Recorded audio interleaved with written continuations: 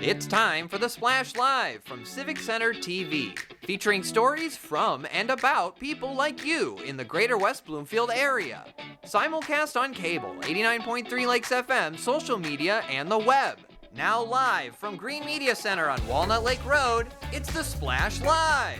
That's right, live, local, and social. It's the Splash Live on Civic Center TV and 89.3 Lakes FM. Thank you so much for listening and watching. I am your host, Kevin McIntosh, here today. Now, you don't have to dress as a superhero wearing tights and your underwear on the outside of your clothes to serve your community. There's many different ways to do that, but not even Batman served his community as in-depth as serving on a board or commission, because not all heroes wear capes. And the Splash Live's very own Jake Schaff has the story. Decisions are made every single day to help make your home a better place to live. But just how are these decisions made and who's responsible for making them happen? To find that out, I was able to get a behind-the-scenes look on how communities like yours are run and to find out how people like you can help them make a change as well. I have been on the Zoning Board of Appeals now for about 6 years. I've enjoyed all my time. Our position here provides petitioners an opportunity to state their case and the rationale as to why they should be granted a variance. And this is an important part of the overall master plan, which is in support of the Planning Commission.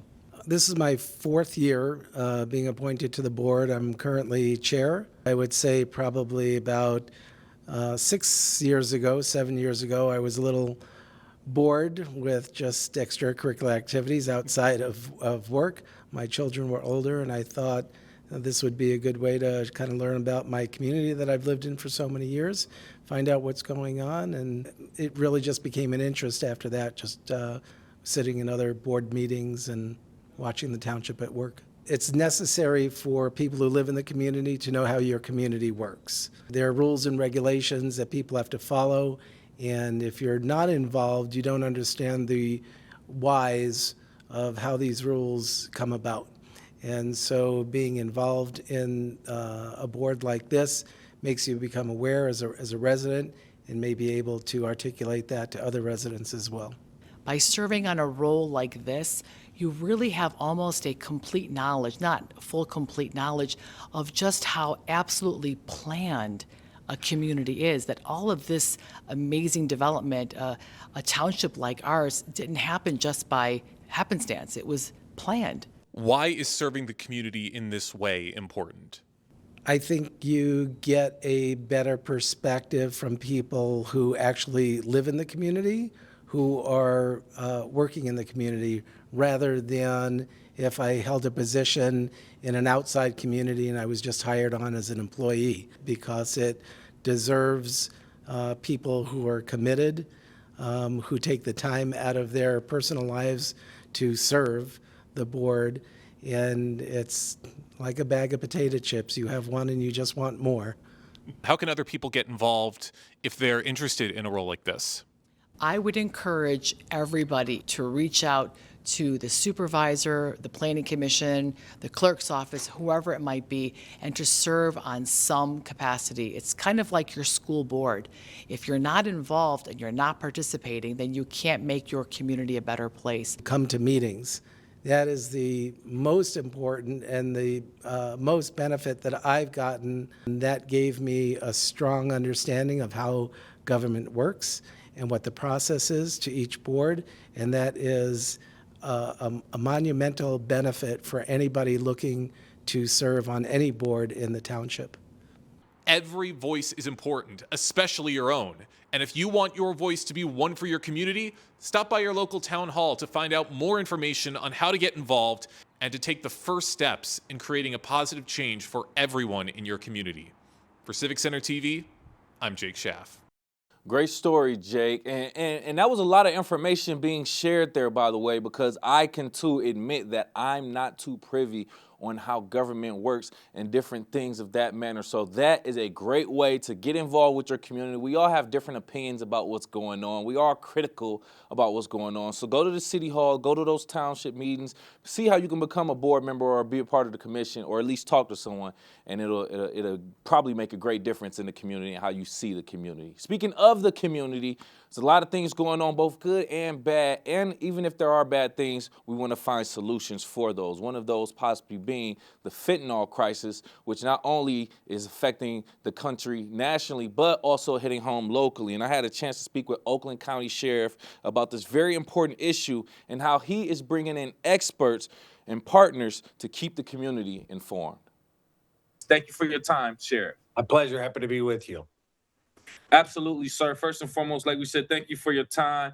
Talking about this upcoming town hall event that you all put on for the fentanyl crisis. You have experts coming there. You have resources that you're going to be talking about. What specific strategies or initiatives do you plan to highlight or combat to this growing issue within Oakland County?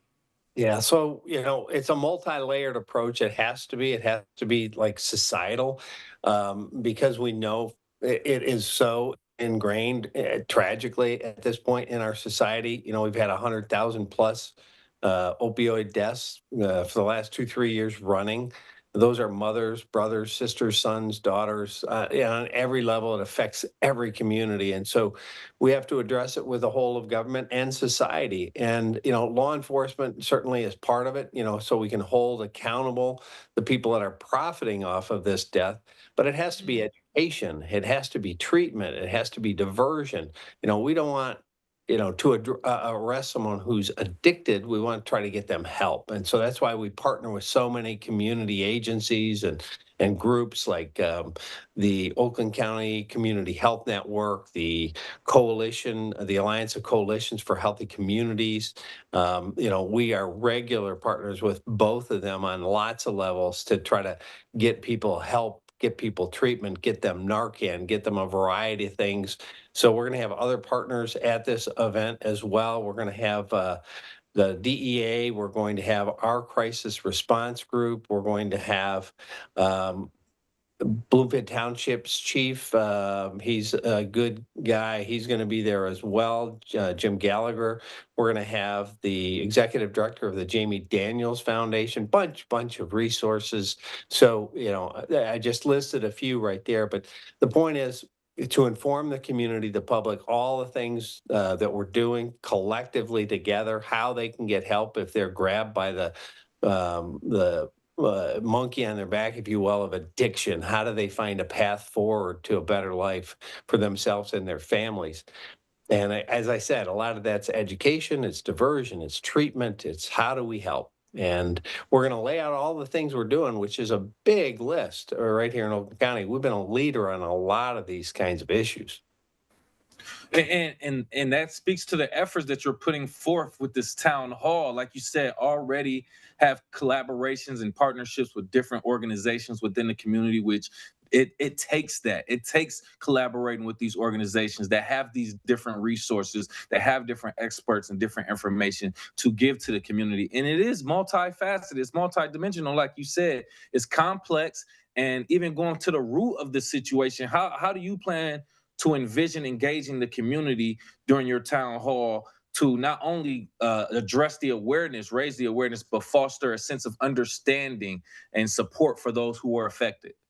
Well, first, we want to help people that may be coming to listen because they have family members or loved ones that they're not sure, that they have an addiction and how to get them help.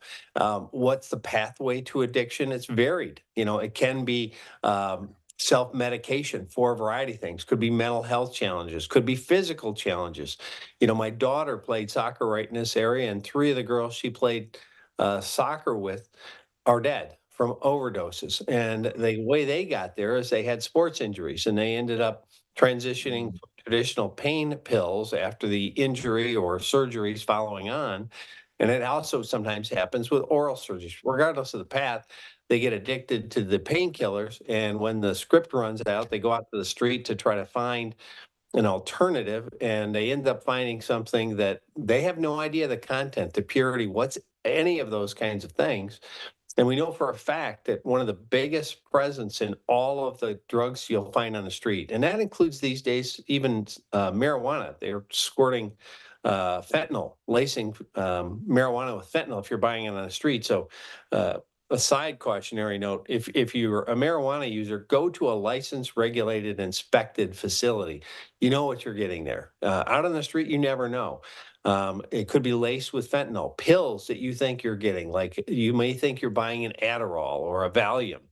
But in a pill press, they can make it look exactly like that pill, and it could have synthetic or other kinds of things in it, including regular fentanyl. And so we say one pill can kill. You may think you're, as I said, getting an Mm. Adderall, and you're getting something with fentanyl in it, and it can kill you. So we're trying to inform the public of those dangers and how sometimes they get into this addictive moment without kind of seeing it coming. Again, it's not something that lots of people think about or believe can happen to them or their family. It can happen to anybody, and the Correct. path takes so many different, routes. Correct. No, no, well said too. And like you said, if you are going to engage in recreational marijuana, for an example, or even get something for some type of pain that you're having, make sure you're getting it from a licensed, regulated facility or doctor, someone who is a trusted source for that. Joining us talking about the fentanyl crisis within the Oakland County area and the upcoming town hall is Oakland County Sheriff Michael J. Bouchard joining us talking about the things that are going on at that town hall. Also, I want to speak with your perspective personally, if you don't mind, Sheriff, with your balance of law enforcement and community outreach. Like you said, it affected you even with your daughter's soccer team and things. How do you balance both the responsibility of law enforcement with community support and making sure that you're still having some type of if I'm saying this, empathy with the community and showing and things of that nature? Well, I mean, that's one of the most important things people in public safety need to do is stay connected to their humanity because we see some of the worst things in the world. But the reason we got into this business is we wanted to make a difference. We wanted to help people. And so, as long as we keep that ever present in our thoughts and our actions, that can keep us grounded and keep us focused. And it actually reinvigorates me and I think others in this business of public safety when they can help change a life or save a life and make that difference. That's why we all got in it. It's not because of the great pay, because it's not. It's not because of the hours, because they're terrible. It's because, we wanted to make an impact and make a difference. And this is one of the ways we do it. The different programs that we have, the education. If someone is struggling with an addiction, we have, for example, in our jail, if they've come to jail, we have medically assisted treatment. And when they leave, we have a Narcan vending machine that's free. They can take one with them to give to a family member if they fall back. Hmm. There's support services we can encourage them to contact with. I have a crisis response unit that tries to go out and meet and find the people that we've literally saved their lives from overdoses to see how they're doing. And that team actually did a random visit to a home and found a person we had saved once in an active overdose and dying and saved them again. Mm. So, we're trying to stay engaged and involved on every level. A lot of folks don't know that I actually had to go to the legislature to get the law changed to allow police to carry Narcan or any opioid interrupter, which can save lives from Wow. overdose. And it took me two Mhm. years to get the legislature to agree to it. Now we've saved hundreds and hundreds of lives just in the sheriff's office. So, we're Good trying job. to be proactive and do those things to give people a second chance.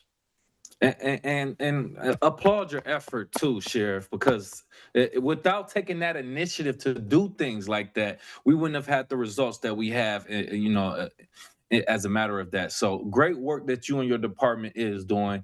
Overall, we know we want long-term prevention and intervention for this. What do you feel like is essential for the long-term prevention and intervention of this fentanyl crisis? And what approaches you and what approaches your department taking for this also? Yeah, so it's a combination of both education, to make sure that community and young people understand the dangers. I spoke to a full school assembly recently and told them about one pill can kill, and you could see this shock in their eyes when I mentioned a counterfeit Adderall pill had killed a child. It's just so many levels. They have to be informed. And then secondarily, again, to go after the profiteers of this death. And a lot of that's coming from China and Mexico. And Mhm. so, as a country, we're going to have to take action and be strong to take, a clear message to those two countries that are the primary source of this stuff that's flooding in and killing our people, that we won't accept it. It's not something we'll tolerate. Yeah, it's so glad that we have the education and we have your officers going out to have that education and pass that forward. One thing that you spoke on that I do want to reiterate too is the fact that it's good that the officers are there for safety and support and that the community knows that. That way we kind of get rid of that stigma of fear Mhm. with officers or the sheriffs to let them know we're not always here for trouble per se. We're here to also save and serve our community, like you say. So I'm glad that you highlighted that. I want to put that out there also. Speaking on the resources again, you mentioned like having Narcan vending machines and things of that nature. I know there's been other types of partnerships around West Bloomfield placing a Save a Life box with Narcan and other resources across the community. Can you just talk about that effort and just how the effort of expanding Yeah. Yeah. So we're community makes a We're actually difference? part of that. And they're going to be at all of my substations very shortly. And going back even before that, with this crisis, we started a thing called Operation Medicine Cabinet, which is all across Oakland County. It's unique in the country. It's been recognized by people all across the country. Actually got an environmental national award. Operation Medicine Cabinet is basically the old, if you remember the boxes where you drop your DVDs back in the day when there was Blockbuster, those kind of boxes at numerous locations, like I think 38 locations or something like that at this point, all across the Mm, county, where you can drop in unused or expired drugs, no questions asked. Um, so, for example, lots of times at the end of life, when a loved one has had serious pain, they have serious pain medication, they sometimes have morphine and other kinds of very deadly drugs if someone else gets into it. Get it out of the house so that kids and other people don't get it, don't accidentally take it, don't experiment with it. That's one of the biggest access points is unused drugs in the home. So get those out of the home, but don't flush them because then it ends up in our residual effects, ends up in our waterways and streams. So we create mm. this program to collect it and environmentally safe ways destroy it. And we've literally diverted into that process tons, thousands of tons of drugs out of the medicine cabinets at home and out of the waters and streams that you're talking about, Mhm, all mhm. across this county. That makes our county very unique and very proactive. Great work right there. I love the confidentiality behind it. That's just another example of your department putting forth the effort and saying, "Hey, we don't necessarily care. We care about the safety more than anything, the public safety. So just come, dispose of it properly. Like you said, don't flush it down the toilet. Don't just throw things in the garbage loosely. Place them in proper places for disposal and discarding and things Yep. of that nature." Another great effort by you and your department, Sheriff. You have the town hall meeting coming up once again, and April 16th, 7 p.m. to 9:30 p.m. This is at 1200 Court Tower Boulevard in Pontiac. Do you want to give out any other information regarding that event or any other things that you or your department are doing locally for the community? Yeah, please look at our Facebook page and other X accounts and RSVP if you intend to come because seating is limited. So, first RSVPs are kind of in the door, as they say. Love to see you there. And we're going to continue doing all of our partnership efforts with everybody that wants to get involved in this because we want to save some lives and change the directions of some of these terrible, terrible losses that we've seen across this country. Absolutely. And everything that you're doing is definitely pushing things in the right direction too. Sheriff Michael J. Bouchard, Oakland County Sheriff, joining us talking about the upcoming town hall event addressing the fentanyl crisis locally. Thank you again for your time, sir. My pleasure. Thanks for having me. Information to know or to share with other people. Also, the fentanyl crisis, which will be addressed in a town hall meeting Tuesday, April 16th, 7 p.m. to 9:30. It'll be at the Oakland County Board of Commissioners Auditorium, in Pontiac, by the way. It is open to the public, but like you said, it is limited seating, only 100 people. So make sure you RSVP if you plan to attend and voice your opinion. Check out their Facebook at OSCO Michigan or go to oakgov.com. We have other news within the local community that we want to continue to spread. Your opportunity to voice your opinion when it comes to things that's going on at West Bloomfield School District. There's an event coming up for you to talk to West Bloomfield School District Superintendent. It's called Donuts with Danya. And I actually like to put respect on her name. She is, once again, the superintendent of West Bloomfield School District. We want to welcome Dr. Danya Bazzi joining the Splash Live. Thank you for joining us. Thank you for having me. Absolutely. So this event, can I be honest? You got me at donuts. You got me at donuts, doctor. But ultimately, I like the effort towards this. This is essentially fostering that relationship between the school district and the community. Can you tell us a little bit more, please? Yeah, the point of having those events are giving the community an opportunity to connect on a personal level and to share any insights that you might have. Together, we're stronger as we move forward in trying to continue the excellence in West Bloomfield School District. It's very informal, like it states. I'm a fan of donuts and a fan of connecting with the community. So putting those two things together hopefully gives us space to have honest conversations and to share what's going well, because we do have an incredible staff, an incredible community, and we're doing great things on behalf of our students, but also an opportunity to get to know one another on a personal level and how we can best support the children of West Bloomfield School District. So we hold these throughout the year, at various times, some in the evening, some in the day. The one that's coming up is at the Administrative Service Center at 5810 Commerce Road at 9:30 a.m. on April 17th. So I hope to have a lot of people there, or I'm going to have a lot of leftover donuts. Don't worry, just call me. I'll come right there, doctor. Don't worry about that. I got it. But I love this, though. I love the effort, like I say, because I'm going to be honest with you. I don't know if you know this, but on Facebook, there's a lot of chatter about what's going on in West Bloomfield. So this is the opportunity for them to have that open dialogue. But to my knowledge, this is ultimately focusing on discussing elementary transition plans and supporting families during that process. Can you talk a little bit more about that transition plan? Yeah, absolutely. So currently in West Bloomfield School District, we are moving to a K-5 model from a K-2, 3-5 model. We feel strongly working in partnership with the community and our staff that allowing students to be in an elementary school from kindergarten to fifth grade allows you to really create a school family and establish relationships with the staff and the principal of that building and with other families within the community. So as we transition though to that model and the redistricting that goes along with that, there's obviously some discomfort because there's going to be some newness for some of our families.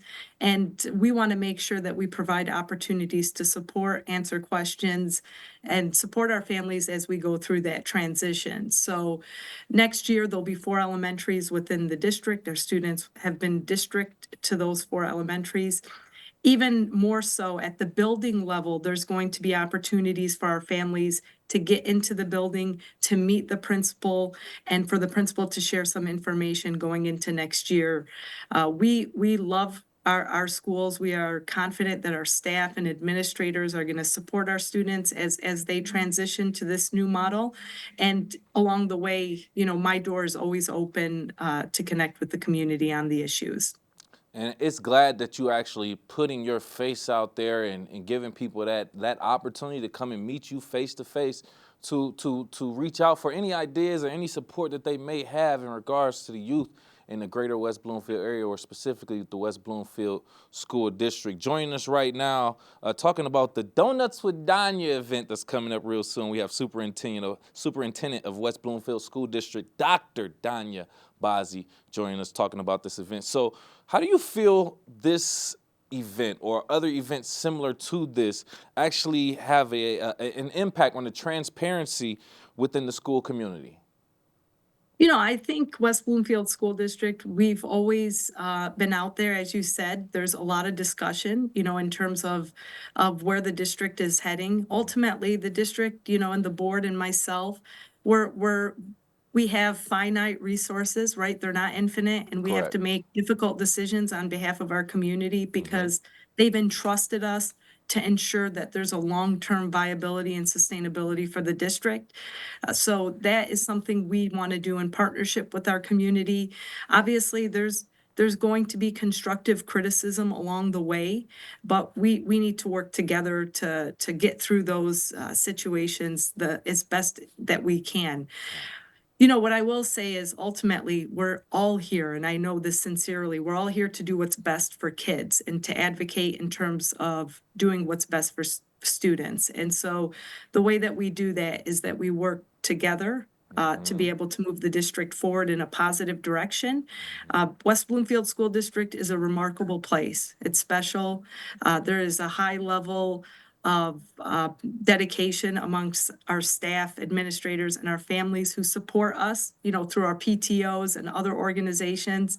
And so I think any opportunity for us to connect with families outside of the school day further strengthens our bond. So you'll see me at a basketball game, you'll see me at a robotics competition. The more that we invest our time and show our students that we care about their passions, both in school and out of school, then they know that we're there to support them in all aspects of life. Because ultimately, the goal for all of us is that when our students leave West Bloomfield School District, they have all the skills and abilities to be successful and know that we provided them a positive, nurturing climate where our main focus is always our students. Correct. You hit on a lot of great points there too, because you are out there. We actually met at the West Bloomfield Lady Lakers basketball game. That was the first time we met. So yes, you are out there with the community. You're showing your face and things of that nature. And then another thing that you brought up, very key, very important. This is for the kids. It's about the kids. Let's all keep that in mind, especially as parents. We know we're very passionate. Let's keep in mind that we're doing this in consideration for children and their future. Like you said, we want to make sure we're providing them with the necessary tools that when they leave us, they have everything that they need to survive in this world, Dr. Bazzi. So how do you ensure that all of these voices will be heard during this event? How is it? Is it like an open mic? They walk up to a microphone and you sit at a podium and they ask you? Is it a lot more casual than that? It's casual. We're in a room where we kind of sit in a circle. We have conversations and we answer questions, but it's very informal. Everybody is welcome. And even if that's not your forte and you rather give me a call or send an email or stop by my office, you're welcome to do that as well and contact me. Good. And I'm glad you put that information out there like that, because it just shows that you're a lot more open and personable than people may appear. Whatever they may feel like, you aren't able to be reached or contact. This event is a perfect example of that. So what are your hopes for the future with Donuts with Danya and the community engagement initiatives, or any other future plans or things you want to get out to the community? I'm really excited about a lot of capital improvements that the district will be undertaking. We're currently in the process of designing the new Chico Elementary, and then soon after, we'll start with the design of Doherty Elementary. We're really creating spaces that will serve our students for the next 100 years and provide them with optimal learning environments. I'm really excited. This summer, we have new playgrounds going in at Gretschko and Scotch Elementary that are really going to be special. I'm going to connect with you in the summer so that hopefully we can highlight that great work. Yes, ma'am. We're also continuing to focus our efforts on security and safety to ensure that our staff and students feel safe. We have the best police department around. West Bloomfield Police Department supports us and helps us to ensure that we're doing the right things in terms of keeping our people safe and exciting, excited about that.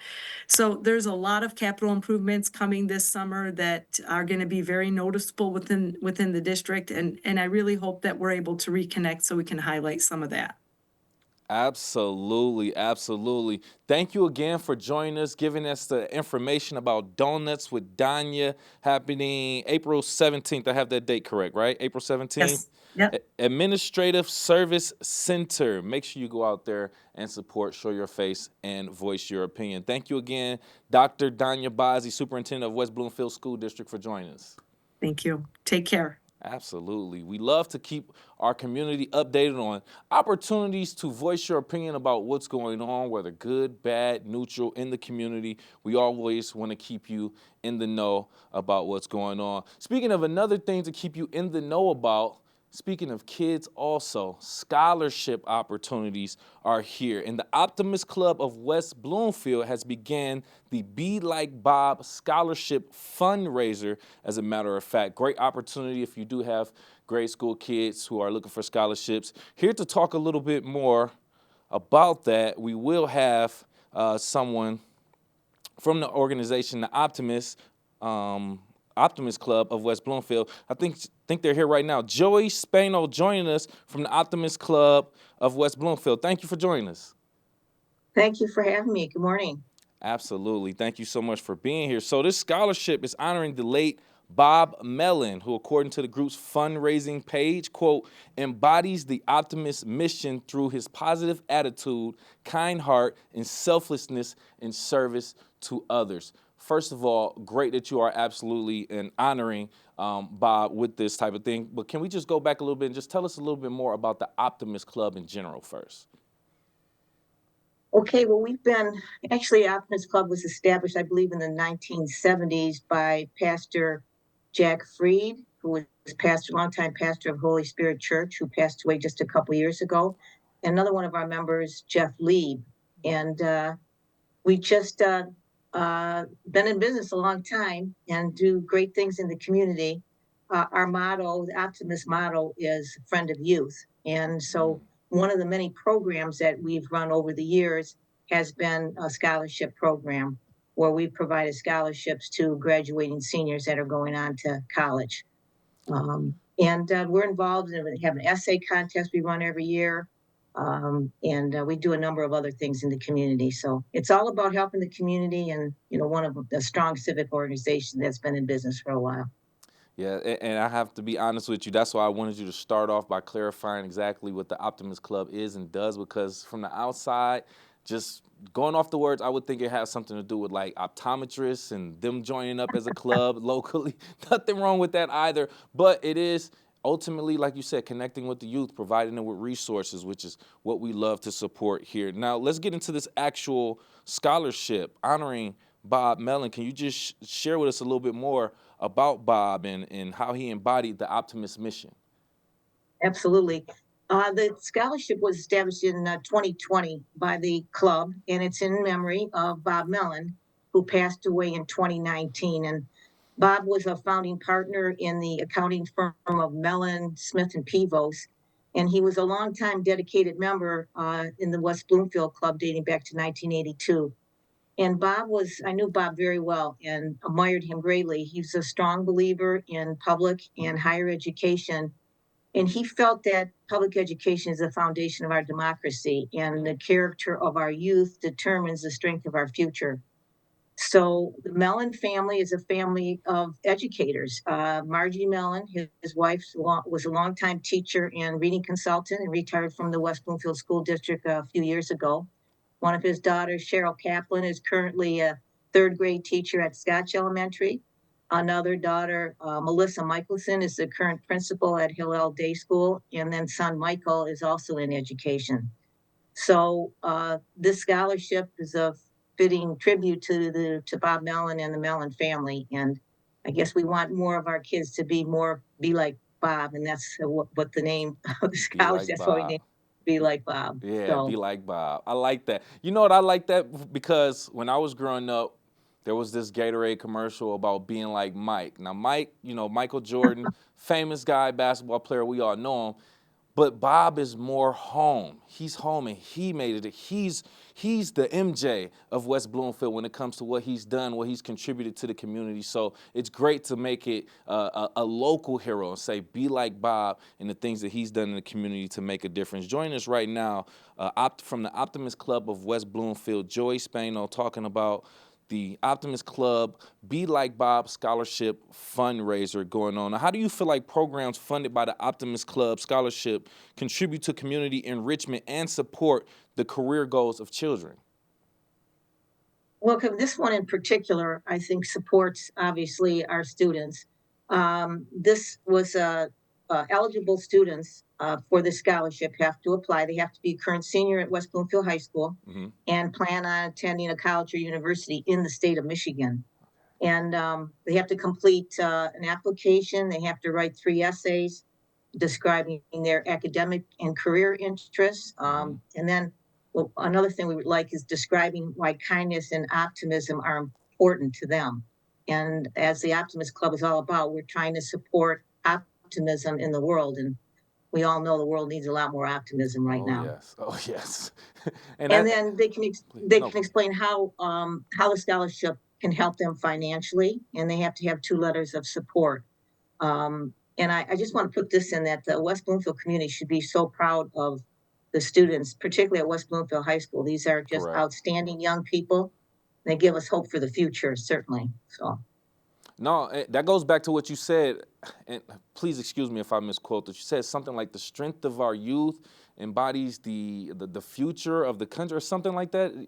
Yeah, I said Correct me. that Bob felt that public education is the strength of our democracy, There you go. and that the character of our youth determines the strength of our future. Correct. And I don't think anything could be more true or apt in today's world. So, we need to support our young people. We need to give them all the resources to make them successful, and they're our future.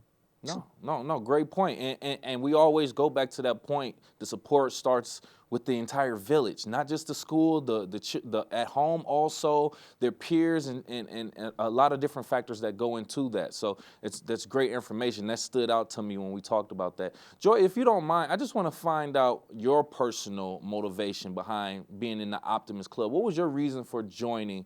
And then if you don't mind afterwards, tell people how they can possibly join if they are interested in the Optimist Club. Well, Kevin, I've spent almost 4 years working in West Bloomfield community. So I originally started actually as director of Parks and Recreation and for West Bloomfield Township, and then joined the club in the 80s. I think it's kind of laughable now. I think I was the first female member of the club. So it was a men's club for a long time, but they started allowing women in the 80s. And of course, we contributed a lot to the club. And then I eventually became director of community education for West Bloomfield School District and spent 25 years doing that. So I pretty much dedicated my life personally to helping young people, helping students, making contributions in the West Bloomfield community, which is a fabulous community.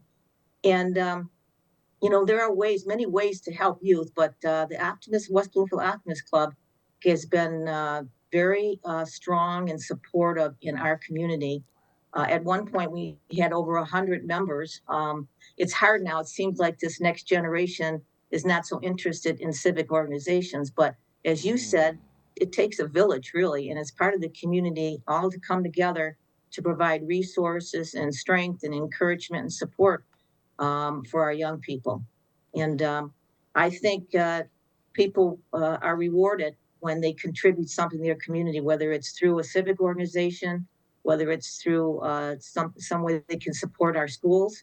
And I just think it's personally rewarding for people if they take the time and dedicate themselves to making some small contribution, however small, however large, to our community. You just brought up something that just my curiosity is going now. From your personal opinion, what do you feel like is or was the disconnect where children or the youth aren't as interested in civil organizations, like you say, or even possibly, getting involved with their community. What do you feel like is or was the disconnect, and how do you feel like we can rebuild that connection? Well, I don't know. I don't want to sound old here, but I just think sometimes social media does not help all of us. I think it separates us. It disconnects us a little bit. I think our youth and I don't know, even people in their 20s and 30s don't want to be personal with people. They don't want to see people face to face. We don't want to meet in person anymore. There's so much more meeting personally with people, face to face, be interacting with people on a personal level. Uh, I think we miss something when we're just always on social media or we're doing something through Zoom. Now, this is a great program. I don't want to disregard this, but I Certainly. just think there's value in face to face relationships and interacting with people in person. I think that's important. And I think our youth are missing that. And I think they're afraid sometimes to even talk to one another. It's easier to text Mm, or do something on X or whatever. mm.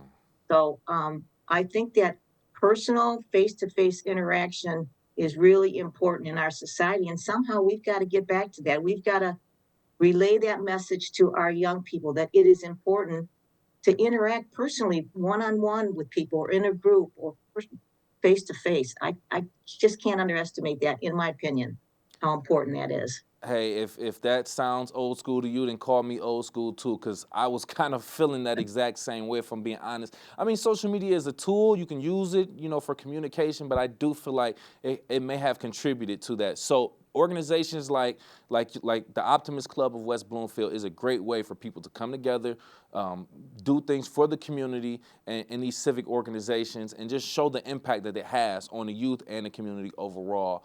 Just going back to Bob real quick, I just want to see, how do you feel like Bob's story, his legacy, has helped more people or has helped anyone get more involved in either helping or even just being on the receiving end of scholarships and programs that you all host?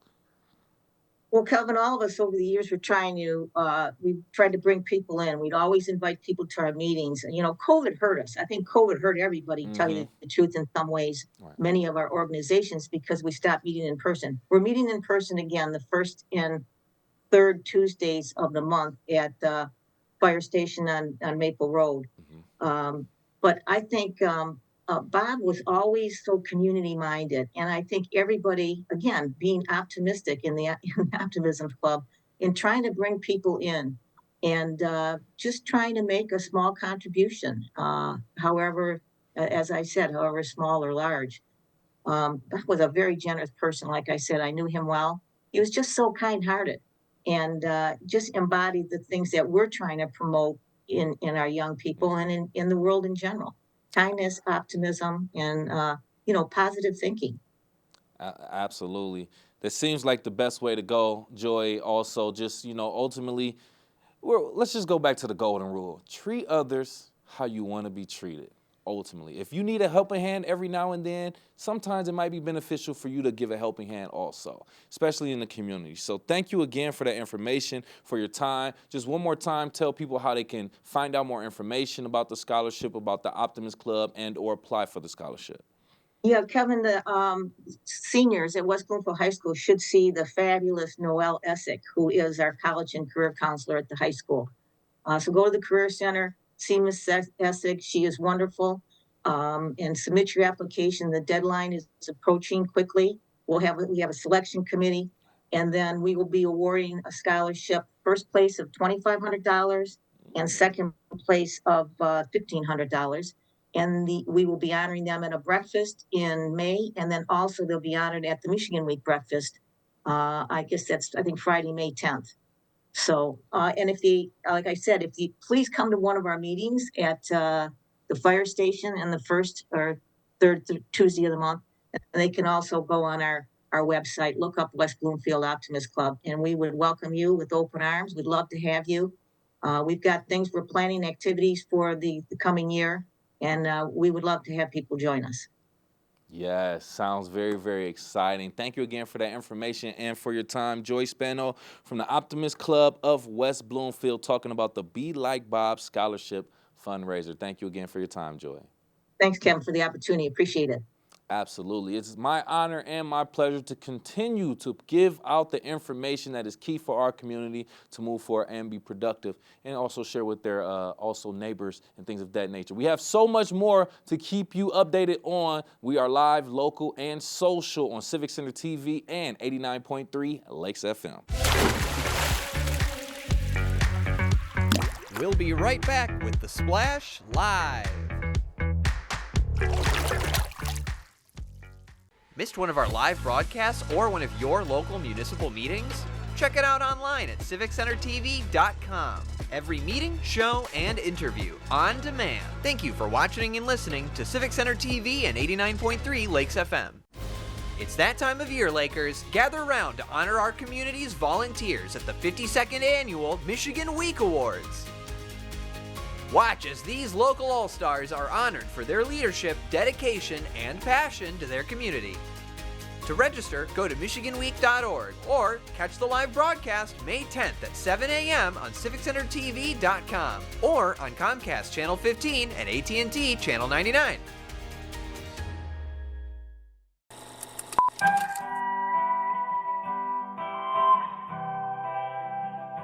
Bringing you stories and memories from Kego Harbor, Civic Center TV, and 89.3 Lakes FM.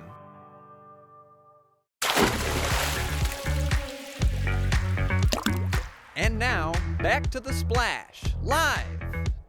Live, local, and social. It's The Splash Live on Civic Center TV and 89.3 Lakes FM. I'm your host for today, Kevin McIntosh. Thank you so much for joining me today. Now, something may have been a subtle change, and you may not have noticed the difference, but it'll probably make a big impact on the local community. A new radio system has been installed in Oakland County, more specifically here in the greater West Bloomfield area, that is improving communication between departments. Now, why that may not mean anything to you immediately, I do have someone joining us that's going to tell us that direct impact. We have West Bloomfield Fire Department Captain Michael Wood joining us to talk about that new P25 radio system. Thank you for joining us, Captain. You're welcome. Good morning, Kevin. How are you? I'm doing just fine myself, sir. So tell us about this new P25 or P25 radio system. It's here to enhance public safety and emergency response capabilities. Can you first tell us, how do you feel like this new radio system is improving public safety? Yeah, so you were right in addressing it as a P25 system. Okay. The old system that we were on, it was called Open Sky, and that was just Oakland County based radio system. With this new system, it now encompasses the state and probably even outside of, if we ever have to utilize that. Oh, wow. Wow. Okay. So now we're on board with communicating with other municipalities, departments, if we ever are in need of any other assistance and things of that nature. So you did say this ultimately did replace a previous system, Open Sky. What would you feel like were the challenges with that previous radio system that needed to be improved? Well, the system actually, I think, expired. They weren't making radio parts anymore. So the county was kind of forced to make a change, and we got on board with the Michigan State Police radio band, radio frequency.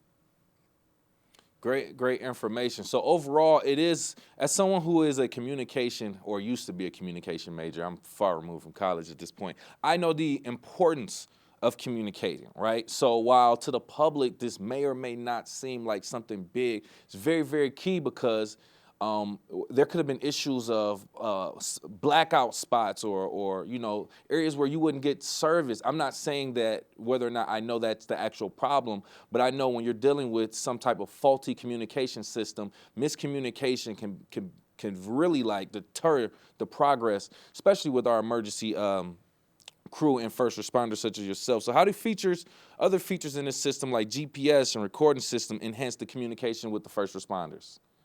Yep. So in today's world, we depend upon mutual aid more and more.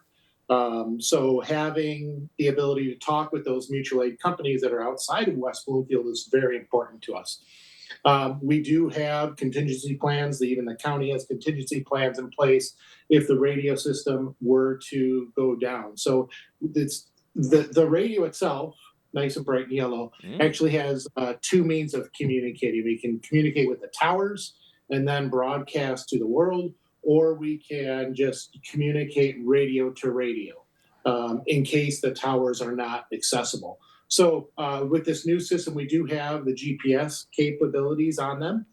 So if an individual were to activate their emergency button and have an emergency, then dispatch can pinpoint their exact location using GPS to get additional resources to them to help alleviate whatever the problem is.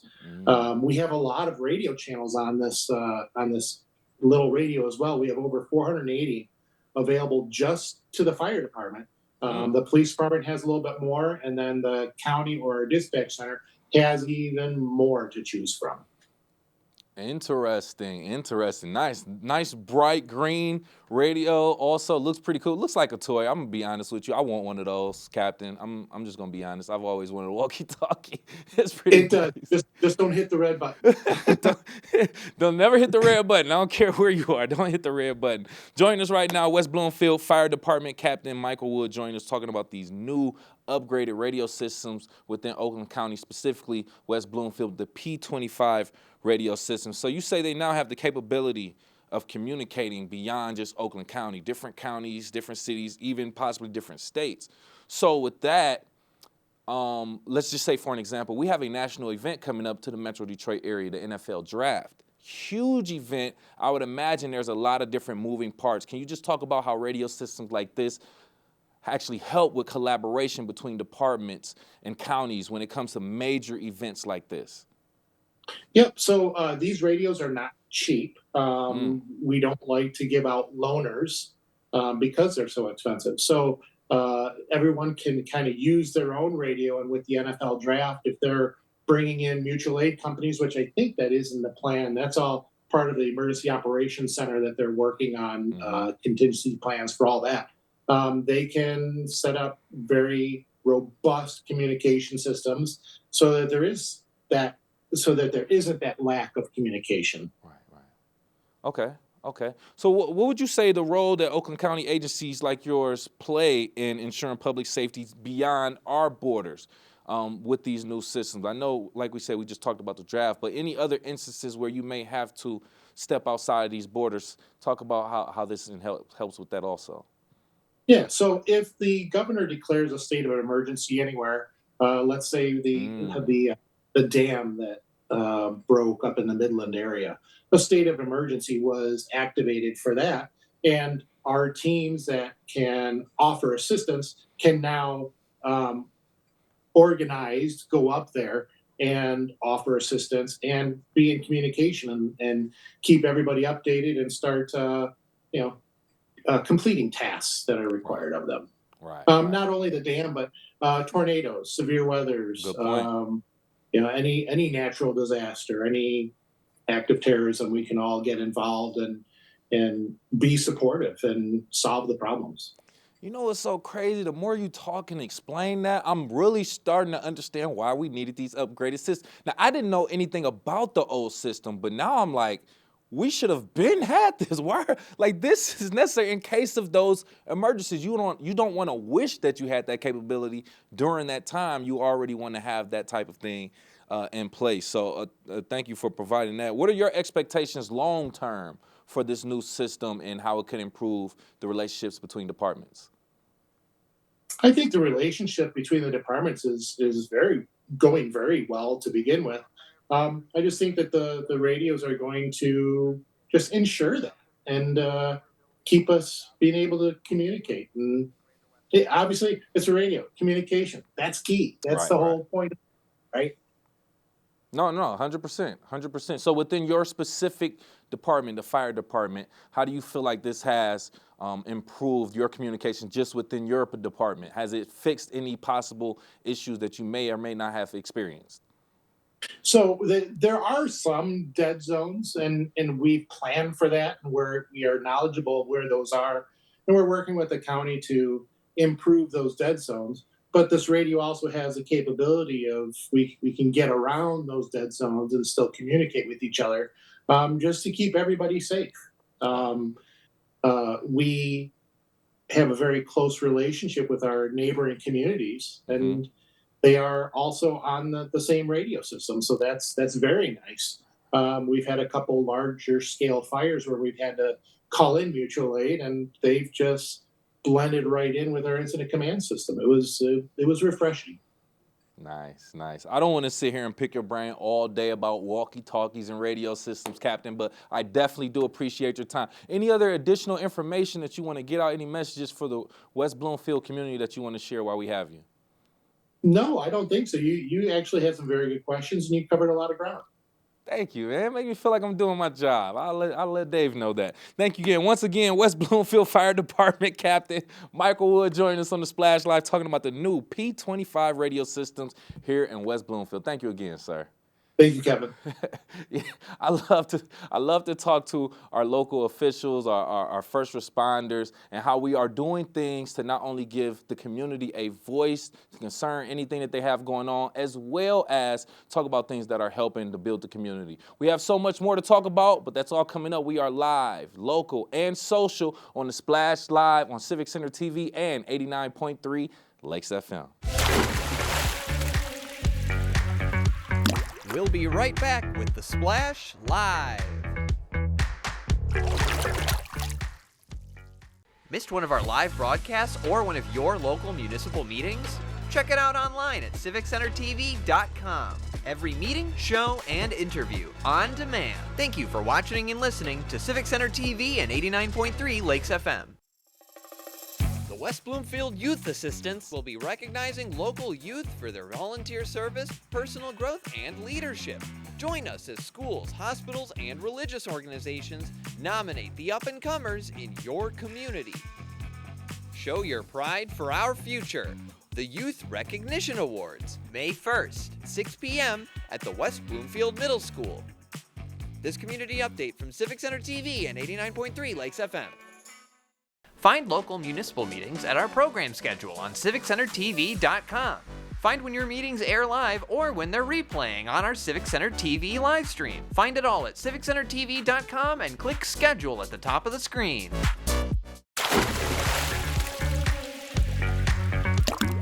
And now, back to the Splash Live. Local and social, it's the Splash Live on Civic Center TV and 89.3 Lakes FM. Thank you for listening. Thank you for watching. I am your host, Kevin McIntosh. Thank you again for being here. We like to acknowledge the great things that people and students in West Bloomfield are doing. Now, while you may have taken your trip to Florida or whatever the case may be during spring break, let me tell you, West Bloomfield High School choir students spent spring break singing in the beautiful sun of Hawaii.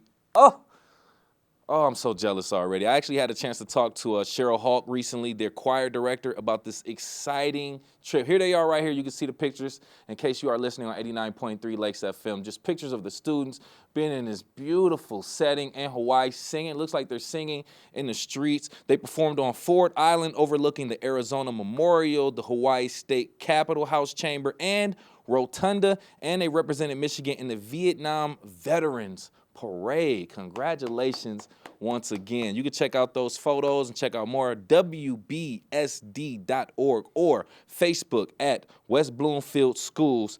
That's the place you want to go if you want to check out more pictures. Other great important information that you need to know that's going on here in Oakland County. Oakland County State of the County is on Thursday night, and that will be with Oakland County Executive David Coulter. By the way, they will be addressing the past year's accomplishments as well as looking forward to future initiatives that they are looking to put into play. Now, that is Thursday, April 4th at 7 p.m. Now, if you know, that is a meeting night also, so we will plan to broadcast that event. So it will be simulcast on WBTV. That's Comcast Channel 19 and AT&T Channel 99. You can find out more about that event, oakgov.com/SOTC.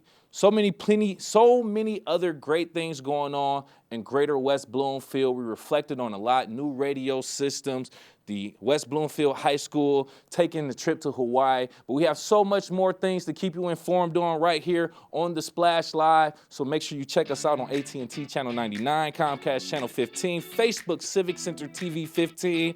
YouTube, Civic Center TV, and also you can check out everything on civiccentertv.com. I'm your host, Kevin McIntosh. Thank you for joining us again, live, local, and social. It's The Splash Live on Civic Center TV and 89.3 Lakes FM.